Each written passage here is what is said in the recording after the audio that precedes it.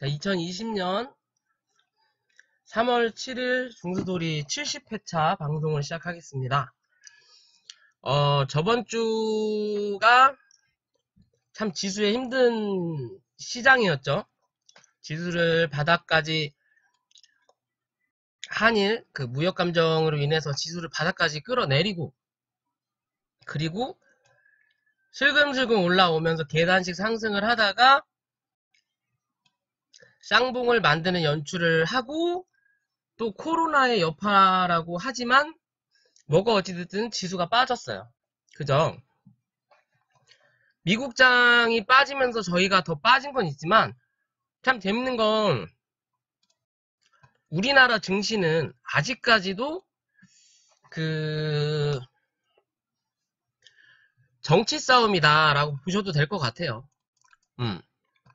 모든 나라의 주식이 뭐 정치, 경제가 연관이 된다고 하듯이 어디 나라든 다 매한가지겠지만 우리나라는 특히나 고래 싸움에 새우등 터진다고 좀 영향을 많이 받아요. 다른 어느 나라보다. 가까운 뭐 일본이든 중국이든, 또 멀리 보더라도 뭐 인도 뭐 그런 전혀 뭐 경제적이거나 뭐 베트남 그런 데가 다 포함을 해서 경제 국면이나 아니면 뭐 이제 사업이든 그런 걸로 따졌을 때 우리나라가 훨씬 월등하지만, 지금 이 주식, 이 시장에 대한 부분에 대해서는 사실상 그런 나라들보다 훨씬 미약하다라고 볼 수 있어요. 왜?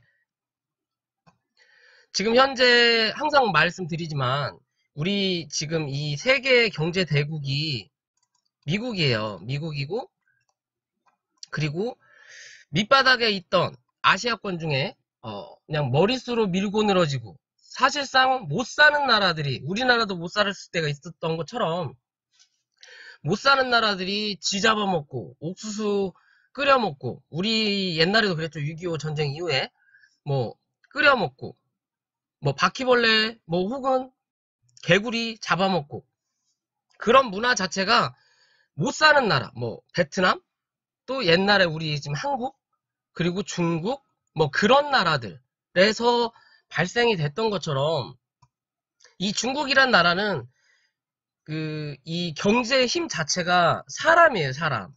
머릿수로 밀어버리는 나라거든요. 그만큼 사람이 많으니까 서울대 가는, 우리 예를 들어서 서울대 가는 인원 자체가 밑에 있는 지방보다 서울에서 학원 다니는 애들이 훨씬 많이 나오는 이유 중에 하나가 뭐라고 해야 되냐, 배움의 가치가 다를 수도 있겠지만 인원수가 달라요. 인구수가 다르다고.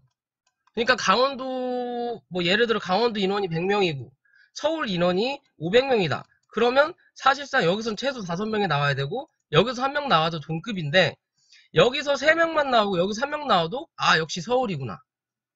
역시 이래서 교육은 서울로 가야 돼, 강남으로 가야 돼 라는 말이 나오는 것처럼, 중국이 이 대가리수로 해서 거기서 그래도 잘 배우고 영리한 사람들이 나오면서 전 세계 각국으로 퍼지면서 이 나라가 성장을 하면서 세계 강국 2위까지 올라간 나라가 됐잖아요. 그러면서 땅덩어리도 넓고 인원수도 많으니까 당연히 얘네들 같은 경우는 1년 1년 경제 성장 자체가 6%대래요. 6%대고, 미국이란 나라는 그만큼 성장을 많이 했기 때문에 더 이상 발전할 수 있는 가치가 그만큼 적어지기 때문에 성장 동력이 2%랍니다. 중국은 6%고. 실제적으로 지금 우리나라의 토지를 보더라도 서울 쪽에는 사실상 재개발 말고는 신규 택지 사업 자체가 없어요. 더 이상 땅을 개발할 데가 없다라는 거예요. 다 들어섰기 때문에. 그래서 서울만 항상 부유하다가 서서히 지방으로 눈을 돌리면서 뭐 제2의 강남, 뭐 제2의 분당에서 계속 신사업이 들어서잖아요. 그러면서 뭐 강원도든 뭐 제가 살고 있는 뭐 의정부 자체든 뭐 이런 경기도권에서 택지 사업을 많이 하면서 발전이 계속 이루어지고 있는 것처럼 서울은 그냥 이 자리에서 남아있고, 그런 것처럼 중국에서 계속 치고 올라오니까 이 미국에서 중국이 나중에 이렇게 치고 올라오다가 자기네들 위치가 위협이 되니까 미중 무역 전쟁을 일으킨 내용이거든요. 근데 문제는 우리나라는 사실 미국보다 중국에 더 가까워요. 붙어있는 게. 뭐 TV나 신문, 뭐 찌라시 같은 거에서 많이 나오죠. 요새 이번에도 이 코로나 영향으로 인해서 중국인들 입국을 우리 한국만 거부를 안 시키니까 사실상 문재인 대통령이 이번에 당선이 될 때 중국인들, 조선인들을 많이 이렇게 도용해서 표몰이를 했다. 뭐 별의별 소리가 다 나오는 것처럼 현재로서는 우리나라가 미국보다 중국 쪽에 좀 더 가까운 나라이기 때문에 우리나라 지수 자체가 오르다가 마는 거예요. 왜?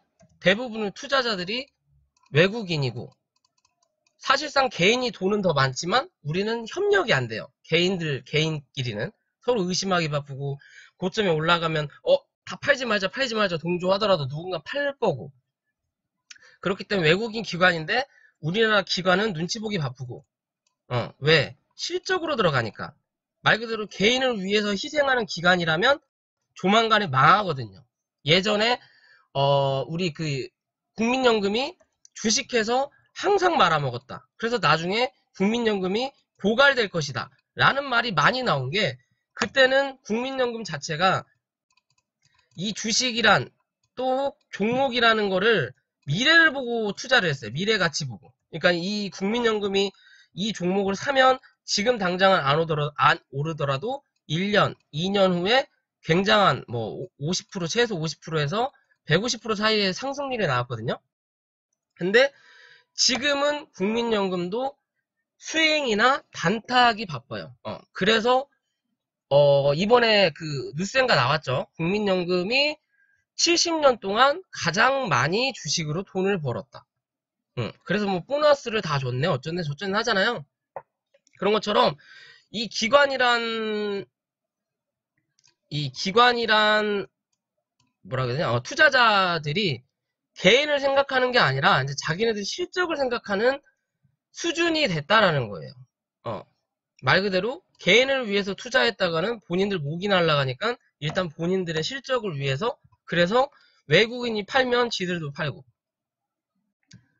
외국인이 사도 지들이 팔고 그런 게 많죠. 다 12 물량 그런 걸로 종목마다 물량을 매집해서 팔기 바빠요. 공매도 빌려주기 바쁘고 그런 내용인데, 이 외국인들의 80% 이상이 미국인이에요. 투자자들이. 그러면 미국의 반기를 들기까진 않지만 그래도 미국의 적인 중국에 옹호하는 입장의 나라라면 굳이 투자를 길게 하고 싶은 생각이 없는 거예요. 말 그대로 이 나라는 아직은 위험한 나라. 내가 장기적으로 투자를 해서 워렌 버핏처럼 그렇게 성장성을 보고 꾸준히 끌고 갈 수 없는 나라로 아직까지는 판명이 나기 때문에 지금 우리나라 지수가 올라가다 마는 거예요. 송중기님 어서오세요. 오랜만이네요. 올라가다 마는 거예요. 그래서 지수 포인트만 보더라도 코스닥이 600대, 지금 코스피가 뭐 1900, 2000대, 근데 뭐 일본이다 중국 보면은 만 단위가 넘어가잖아요. 그게 차이점이 있는 거예요. 걔네들 갈 때 우린 못 간다. 아직까지는. 뭐 이제 시간이 지나면서 조금씩 나아지고 이제 미국 지수가 사실상 항상 얘기하지만 트럼프가 미국의 정권을 잡고 있는 동안은 미국 지수가 밑으로 하향할 일은 없어요. 왜냐하면 걔는 사업가기 때문에 이 미국의 지수 자체가 경제가 살아있다라는 걸 보여주는 거기 때문에 어떻게든 꾸준히 올릴 겁니다. 뭐 지금 지수가 많이 빠져서 위험하다, 우리 한국도 난리 나겠다라고 하지만 사실상 내려갈 때는 우리가 커플링을 하지만 올라갈 때는 디커플링을 하잖아요. 왜? 아직까지 우리나라는 믿을 수 없는 투자처니까 갭을 띄워놓고 무조건 팔아야 되는 거예요. 그래서 이 지수 자체가 갭 있는 데가 거지는 없어요. 항상 이 지수 강의를 하면서 말씀을 드리지만요. 뭐 어찌됐든 원론적인 내용은 뭐 그렇다라는 거고, 시간이 지나면서 올 4월, 한 5월 정도 되면 이제 미중 무역 협상 또 2차가 진행이 될 거고, 그 협상이 되고 나면 사실상 미국의 그 중국의 성장률을 미국에서 어느 정도 가지고 오면 또 언제 우리가 그랬냐라는 듯이 또 트럼프는 얘기할 거야. 우리 중국의 주석, 이름도 생각이 안 나네요. 또 우리 중국과 우리는 절친한 사이다. 막역한 사이다. 또 그런 기사가 나올 거예요. 그때쯤 되면 우리나라 지수도 700선을 넘어서 800선을 또 도전할 수 있는 그림이 나타날 거라고 지금 보고 있어요. 보고 있고, 그건 그렇고, 지금 당장 우리나라 지수는 어떻게 해야 되냐? 그럼 사실상 제가 보는 관점은 지금 3월달이잖아요. 3월달 혹은 4월 중순까지는 약간의 박스권의 조정을 거칠 확률이 높다라고 저는 일단 생각을 하고 있어요. 기존에 저번 주에 이렇게 떨어지고 나서 이제 말씀들 하셨죠. 어디까지 올라갈 수 있을까요? 여기 포인트는 바로 회복할 수 있을까요? 630포인트 회복할 수 있을까요? 라고 말씀들을 물어보셨을 때도 제가 드린 말씀이 레드님 어서오세요.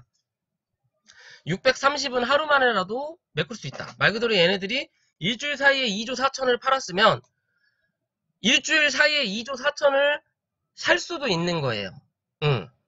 돈이라는 것 자체가. 얘네들은 그만큼 빨리 팔 수도 있고 빨리 살 수도 있는 거야. 대신 그러려면 투자처 자체가 안전하다라는 걸 느껴야 되는 거예요.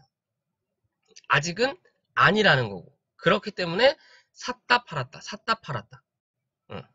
그런 그림인 거고, 지금 607포인트라는 바닥을 찍고, 그리고 현재의 고점이 692포인트 정도, 693포인트라는 바닥을 찍었어요. 그리고 저번 주에도 말씀을 드렸지만 이 바닥에서 기껏해야 지금 당장 빠르게 올라올 수 있는 자리는 많이 가봐야 650포인트까지다. 그죠? 근데 정확하게 저번 주에 650포인트를 찍고 지금 다시 또 조정의 문턱에 들어섰어요. 그죠? 바닥에서의 십자양봉이라기보다는 중간에서의 십자양봉. 그럼 뭐냐? 위냐 아래냐 결정을 해야 되는 자리인 거예요. 다음 주가. 그런 자리고, 우리가 이 주식 공부를 하면서 또 매매법을 하면서 이 중소들이한테 저희 회원님들이 배운 매매법 중에 가장 많이 종목을 분석해주고 설명할 때 가장 많이 제가 활용하는 매매법이 다 아시죠? 피레침하고 그 다음에 밴드 매매. 그죠? 근데 이 모든 매매가 이 밴드 매매에 해당이 정말 많이 돼요. 정말 꿀팁이라고도 볼 수 있는. 근데 이제 정확하게 활용을 못하는 분들이 많이 계시긴 하지만, 주식이 올라가는 주식에 대해서는 고점을 찍고 저점을 찍는 눌림목이 나왔다면 이 밴드 매매가 10종목 중에 9종목 혹은 10종목이 다 맞는다라고 보셔도 되는 부분이거든요. 지금 자리에서 보면 밴드 매매에 고점을 만들고 693포인트, 이 바닥을 만들었어요. 607포인트. 그러면 692포인트에서 607포인트의 중간값, 그러면 이 692에서 607이면 한 90포인트, 85포인트가 늘어난 거잖아요. 그러면은 한 43포인트 정도를 잡으면 되는 부분인데, 그 부분이 요 정도예요. 계산을 해볼까요? 아이고. 자, 692.7 빼기 607.7은 85예요. 그죠? 여기서 나누기 2를 해주고, 여기서 플러스 607.7 해주면 650포인트 나오죠. 650포인트. 그죠? 그러면 전날의 포인트가 몇이야? 650.81. 내용이 뭐냐? 밴드 매매에서 가장 중요한 게 뭐다? 고점과 저점과 중간값. 그죠? 딱 중간에 쳐맞고 밀린 거예요. 이해되시죠? 중간에 쳐맞고 밀리면 뭐다? 다시 밑으로 내려갈 확률이 높다. 중간을 뚫고 올라가서 지지되면 뭐다? 고점을 다시 확인할 확률이 높다. 그죠? 근데 지금 650에서 바닥은 607인데 또 50포인트가 빠지나요? 라고 생각하실 수도 있는데 이 밴드 매매에서 이거는 큰 틀의 밴드 매매고 고점, 중간값, 바닥 그러면 이 하나하나로 보면 이 밴드 매매 자체가 하나하나로 보면 이게 박스권이에요. 큰 박스 그리고 이렇게 보면 이게 하나의 작은 박스 그리고 또 1단 박스 여기가 2단 박스 이렇게 나눠지는 거예요. 그럼 1단 박스에서 또 밴드 매매를 하면 어디? 여기겠죠. 몇이야? 630포인트. 그죠? 그럼 지금 이게 빠졌을 때 630포인트만 깨지 않고 지지를 한다면 다시 한번 650포인트를 확인을 할 거고 그때 650포인트를 넘어서 지지가 되면 그 다음은 어디까지? 길게 보면 692포인트까지. 짧게 나는 좀 단기적으로 대응하고 안전하게 투자를 할 거야. 그러면 또 여기서 중간값을 잡아주면 되는 거죠. 그죠? 이 중간값이 또 얼마? 672포인트 정도까지의 상승을 볼 수 있는 부분인 거예요. 쉽죠? 이런 식으로 대응을 하면 되는 거예요. 그래서 사실상 저는 주식을 할 때 항상 말씀드리지만 전 재무제표를 볼 줄도 정확히 몰라요. 말 그대로 저는 그냥 차트쟁입니다. 차트를 보고 모든 차트가 후행이라고 하는 전문가분들도 많이 계시지만 저는 차트만은 선행이라고 보는 거고 나머지 보조지표들은 후행이 될지 모르겠지만 차트도 후행 재무제표도 사실상 후행이거든요. 3개월 전께 나오는 거니까. 그러면 대체 주식을 뭘 보고 투자하냐? 그렇잖아요? 결국에는 차트에 답이 있다. 상패되는 차트는 상패가 될 수밖에 없게끔 바닥을 깨고 저점을 타고 내려가는 부분인 거고 계속 저점 갱신 이런 거는 위험하겠죠. 여기에 플러스 재무제표까지 보면 대주주 물량이랑 보면 이 종목이 정말 상패될 수도 있겠다. 이 종목은 좀 위험하겠다. 대부분 주식이 내부자들이 먼저 알고 사요. 그래서 뉴스나 찌라시가 나오기 전에 살포시 움직이다가 갑자기 폭등하는 주식들 보면 일봉상에는 티가 안 나지만 분봉상에 살금살금 올라가요. 올라가다가 고점을 하나 만들어 놓고 이게 내려갑니다. 살짝 내려가요. 내려갔다가 올라오면서 이 고점을 넘기는 순간 팍 하고 튀어요. 그러면서 뉴스가 나와요. 참 희한해요. 나중에 뉴스가 나올 때 그 시간을 보시고 분봉을 한번 봐보세요. 되게 재밌는 게 다들 이러고 있다 그냥 이렇게 올라가는 거라기보다는 살짝 이렇게 고점 하나 만들어 놓고 이렇게 가면서 이게 슬금슬금 올라가면서 여기 고점을 뚫는 순간 빵 하고 터져요.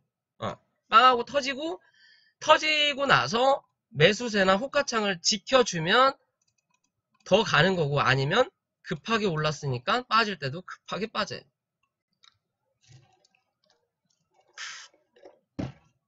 대부분 주식이 그렇거든요. 그렇다면 지금 이거 좋다. 우리나라 그러면 시장에서 지켜볼 수 있는 거는 아까 말씀드렸듯이 지금 자리로는 630포인트를 깨냐 안 깨냐의 차이예요. 종가상으로 630포인트를 밑으로 깨고 내려올 거면 거기에 또 중간값인 623이죠. 그러면 11 한 620포인트 정도 18 여기가 또 여기를 깨는지 안 깨는지 지켜봐야 되는 자리인 거고 이 자리를 안 깨고 올라간다면 다시 또 확인할 거고 그럼 여기에 또 중간값을 잡아볼 수 있겠죠. 650하고 630의 중간값은 640포인트잖아요. 그러면 금요일날 640포인트를 살짝 깼다가 올려놨어요. 그죠? 그럼 지금 자리에서 단기적으로 빠르게 650포인트를 뚫고 올라서려면 640포인트를 깨면 안 되는 거고, 그게 아니라 조금 더, 말 그대로 우리나라 시장은 월요일하고 금요일이 항상 수급이 안 좋잖아요. 월요일은 눈치 보기 바쁘고 주말 동안 항상 이슈가 있으니까, 그럼 월요일날 또 빠진다고 생각을 하면 630포인트까지는 열어두고 대응을 해야 될 자리입니다. 현재로서는요. 주봉으로 보더라도 현재 구름대 안에 들어가서 구름대를 돌파하려고 하다가 이 코로나가 터지면서, 또 이게 코로나의 영향도 있지만 사실 지수가 여기서 요만큼 올라오면서 신용 물량이 굉장히 많이 늘었어요. 정말 우리 개인 투자자들은 상승하는 장, 그리고 내가 정말 내부적으로 정보를 받아서 하는 입장이 아닌 이상은 웬만하면 신용하고 미수는 안 쓰시는 게, 그걸 써서 이게 폭락을 하면 본인도 피해를 보지만 어떻게 보면 다른 투자자들도 같이 피해를 보는 꼴이거든요. 주식은 여윳돈으로만, 당장 필요하지 않은 돈으로만, 말 그대로 너무 뭐 일확천금에 큰 돈을 벌 생각 하지 마시고 차근차근 그냥 담배값이라도, 밥값이라도, 뭐 술값이라도 그런 식으로 시작하는 게 맞을 것 같고요. 뭐 어찌됐든 구름대를 돌파를 하려고 하다가 밀렸어요. 그죠? 구름대 밑으로 빠져나왔고, 그나마 다행인 게 이번 주에 반등을 하면서 다시 주봉상의 구름대 안으로 들어왔어요. 그죠? 들어왔고, 그러면 다음 주가 이제 다시 봉이 하나 만들어질 텐데, 이 봉이 종가상으로, 금요일 종가상으로 633포인트 위로 올라와 있는 게 좋은 그림인 거고, 그게 아니더라도 620포인트 위에 있는 게 좋아요. 왜? 620포인트 위에 있으면 그 다음 주에 다시 한번 봉이 만들어질 때 그나마 여기 구름대 안에서 시작을 한단 말이에요. 이 구름대가 뭐다? 매물대다. 지나온 매물대가 26일, 뭐 52일 기준으로 만들어지는 거란 말이에요. 말 그대로 캔들이 모양을 잡았던 게 26일이나 52일 뒤에 모양이 만들어져요. 이렇게. 지난 캔들들이. 그런 그림이기 때문에 이 구름대 상단, 하단이 하나의 저항, 하나의 지지가 되는 그림이에요. 그렇기 때문에 못해도 625포인트 안에서만 시작을 한다면 지지를 받고 다시 한번 구름대를 돌파할 수 있는, 도전할 수 있는 그림이 나온다라는 거죠. 그래서 실제적으로 3월달까지는 좀 모르겠지만 이 구름대 밑을 벗어나지 않는다면, 구름대가 말 그대로 매물대가 두껍다가 여기서부터 짧아지죠. 그러면 다음 주 봉 하나 만들고, 그 다음 주 봉 하나 만들고, 또 그 다음 주 봉, 또 그 다음 주 봉 하나만 만들어도 올라올 수 있다라는 거예요. 4주 정도? 그러면 못해도 4월 중순 정도에는 이 구름대를 뚫고 올라올 가능성이 높다라는 거예요. 구름대를 뚫었다? 그러면 종목들도 항상 구름대 밑에서 3개월 행보하다가 첫 구름대를 뚫고 올라와서 지지했을 때가 뭐다? 매수 포인트라고 항상 얘기하잖아요. 어떤 전문가들이든 누구든. 그러면 지수도 매한가지라는 거죠.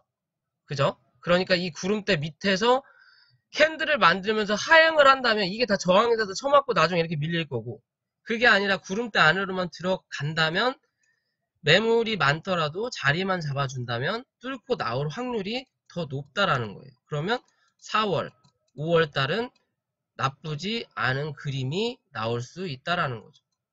그때는 다시 올라왔다가 밀리더라도 지지가 될 수 있는 자리가 이 구름대 상단이 되는 656포인트 위에서는 지지를 받을 확률이 높다라는 거예요. 이해되시죠? 일봉, 주봉, 월봉 순으로 가니까 어차피 월봉은 아직도 멀었어요. 구름대를 여기서 지지를 받고, 여기 보이시죠? 여기 장대 연봉이 강하게 떨어졌을 때도 지지받았던 자리가 기존에 이 매물이 있었던 자리긴 하지만 당연히 매물이 있었기 때문에 구름대가 형성이 되겠죠. 이 구름대 하단에서 지지를 받고 반등이 올라오잖아요. 그죠? 그리고 그 다음 달에 어디서 시작? 구름대 상단에서 시작을 하니까 밑으로 안 밀리고 상승. 그죠? 그리고 다음 달에 조정이 왔네? 내려와. 근데 어디서 지지를 받아? 구름대 상단에서 지지를 받죠. 그러면서 올라오는 거예요. 올라오다가 이 볼린저 밴드의 중간값을 넘지 못하니까 다시 어디로? 밑에 지하를 확인하러 간다. 아까 우리가 배웠던 밴드 매매의 시초가 뭐다? 볼린저 밴드라고 보셔도 돼요. 볼린저 밴드를 박스권 형식으로 변경을 해서 매매법에 활용한 거예요. 볼린저 밴드도 주식이 가는 길이라 그러잖아요. 통행하는 길. 1차선, 2차선. 여기가 중간값. 그죠? 이 중간값을 못 넘어서니까 내려오는 거예요. 내려오는데 지지를 못했으니까 한 번 더 빠졌고 올라와서는 지금 이 밑에를 웬만하면 지지를 하려고 하는 그림인 거고 지금은 구름대가 이렇게 생겼으니까 주봉상에 뚫고 나와서 4월, 5월달 하더라도 지금 당장 막 올라가서 빠르게 상반기 안에는 여기 727포인트까지 넘기긴 좀 힘들다라는 거예요. 그러니까 이 구름대 상단에서 저항을 받을 거니까 빠르게 올라오면 710포인트 조금 천천히 올라오면 725포인트 정도까지는 상승할 수 있는 그림이 만들어지는 거예요. 한번 두드리고 살짝 밀렸다가 여기 아까 656포인트든 이 위에서 지지를 받고 다시 한번 도전을 해서 구름대를 뚫고 안착을 하면 다시 한번 900포인트의 정고점을 볼 수 있는 그림이 나타날 수 있는 지수예요. 900포인트 다시 한번 봐야죠. 이제 다이어도 빠질 만큼 다 빠졌으니까 그게 올해가 될지 뭐 내년이 될지 모르겠지만 미국 무역전쟁 협상도 2차가 이제 조만간에 될 것 같고 왜? 지금 현재 미국이 우위를 잡고 있잖아요. 중국 자체가 돼지열병도 중국에서 터져 코로나도 중국에서 터져 또 어디야 아프리카 메뚜기가 인도를 거쳐서 중국으로 가 그러면 미국에선 농산물 팔기 좋아 이참에 농산물 다 팔아먹고 해야 되니까 또 조만간에 코로나가 조금 잠잠해질만 하면 이제 미국 무역전쟁 2차 협상을 하자고 트럼프는 분명히 제안을 할 거예요. 왜? 걔는 짱구가 아니니까. 머리가 되게 비상한 놈이죠. 지수 역시도 금리 인하를 좀 시켜보려고 지수도 떨어뜨렸던 부분이 있는 거니까 항상 미국만 득보는 것 같아요. 뭘 봐도. 이게 어떻게 딱 맞춰서 되는 건지 아니면 정말 중국에서 얘기하잖아요. 코로나는 우리가 퍼뜨린 게 아니다. 미국 독감하고 비슷하다. 뭐 그런 얘기도 하면서 그럼 어떻게 보면 진짜 이게 미국에서 중국 쪽으로 퍼뜨릴 수도 있지 않았을까라는 그냥 공상각 같은 생각도 해보는 부분입니다. 지수는 여기까지 할 건데 궁금하신 게 있으신가요?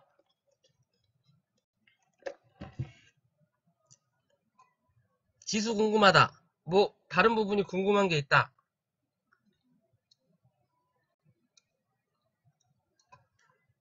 그럼 지수 얘기는 여기까지 할게요.